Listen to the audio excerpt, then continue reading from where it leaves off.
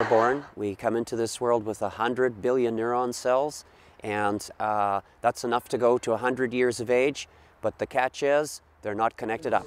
So in early childhood education, we are being encouraged to tell early child educators and parents and grandparents and caregivers that your job is to grow the connectors between the brain cells. As a neuroscience expert, Gary says that growing those connectors begins with a general understanding of the brain. Number one principle for everyone, regardless of being an adult educator or an early childhood educator, is live your life in motion.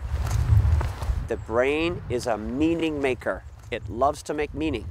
So first and foremost, your brain needs to be safe, regardless of what age you are. You cannot learn anything. Your brain does not thrive and grow if you're not safe.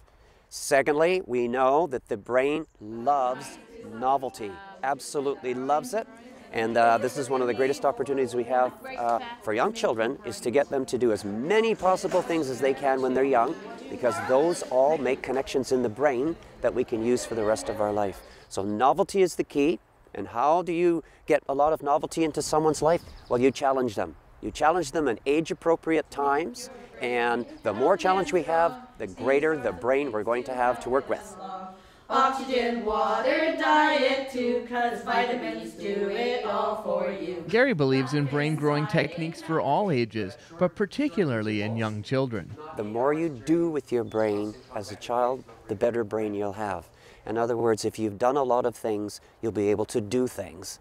If you haven't done a lot of things, your brain connections won't be there, and you won't have the success in life that the neuroscientists say is due to the brain, because the brain is the most valuable thing you own. As with anything valuable, the brain is worth some extra care. Getting out into nature and fresh air is great for the brain, and eating foods rich in omega-3s such as fish and flax is another big tip.